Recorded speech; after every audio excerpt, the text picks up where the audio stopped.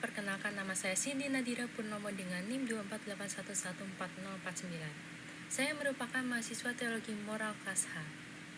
Jadi, di sini saya akan mulai dengan contoh nyata.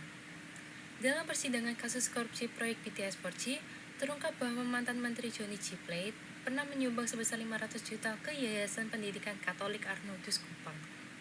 Setelah muncul indikasi dana tersebut mungkin berasal dari korupsi, Ketua Pengurus Yayasan Peter Julius Jacinto SPD menyatakan siap mengembalikan dana tersebut jika terbukti korupsi. Pernyataan ini menunjukkan sikap lembaga gereja yang setempat yang menjaga integritas dan akuntabilitas. Mari kita telah secara teologi moral, mengapa langkah ini penting, apa dasar ajarannya, dan bagaimana umat bertindak secara nyata. Secara teologis, korupsi melanggar martabat manusia. Ketika sumber daya publik dikorupsi, kaum lemah dirugikan, martabat mereka diinjak.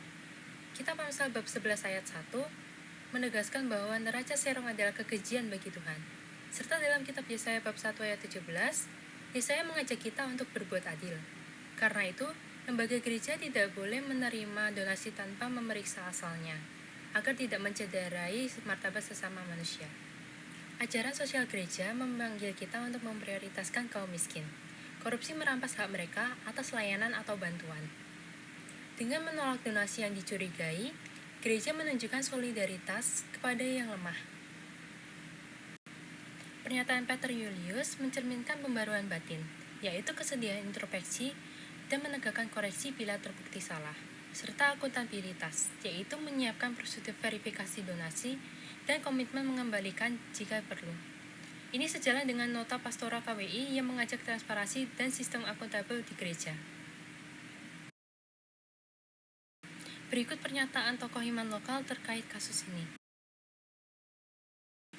Pernyataan ini mencerminkan integritas gereja, yaitu sebelum menerima donasi besar, institusi perlu memeriksa asal-usul dana tersebut agar tidak merugikan orang lain. Praktik konkret, yaitu paroki atau yayasan, membuat formulir deklarasi donatur yang menanyakan sumber dana tersebut secara singkat. Lalu rapat pengurus untuk menilai kelayakan. Jika di kemudian hari terbukti dana berasal dari korupsi, akan segera dikembalikan untuk menjaga martabat korban korupsi dan kepercayaan umat. Pernyataan Ketua KPK ini mengingatkan kita yaitu budaya korupsi harus ditolak di semua level, termasuk lingkungan gereja dan organisasi mahasiswa. Contoh konkret yaitu komunitas mahasiswa Katolik dapat menyusun pedoman anti gratifikasi, misalnya larangan menerima hadiah atau fasilitas yang dapat menimbulkan konflik kepentingan. Dokumen gereja memberikan landasan yaitu Nota Pastoral KWI 2017 yang mengajak pembaruan batin dan sistem akuntabel. Katekismus menegaskan keadilan sosial dan martabat manusia. Paus Fransiskus menekankan waspada melawan korupsi agar gereja kredibel.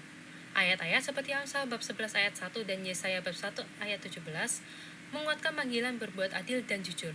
Semua ini menjadi pijakan untuk tindakan nyata. Di lembaga gereja, sumbangan di atas batas tertentu harus melalui formulir deklarasi dan rapat pengurus. Jika muncul kecurigaan, minta klarifikasi atau tolak sementara. Ini untuk mencegah penerimaan dana korupsi. Yang kedua adalah membuat laporan keuangan sederhana, yang berisi total pemasukan, pengeluaran utama, dan sisa. Dipublikasikan di papan pengumuman atau grup resmi paroki agar umat tahu penggunaan dana, menumbuhkan kepercayaan umat, dan mencegah kecurigaan. Yang ketiga adalah pengurus memeriksa apakah prosedur deklarasi dan laporan sudah dijalankan dengan baik. Hasil review disampaikan kepada pengurus lain dan umat untuk menambah lapisan akuntabilitas.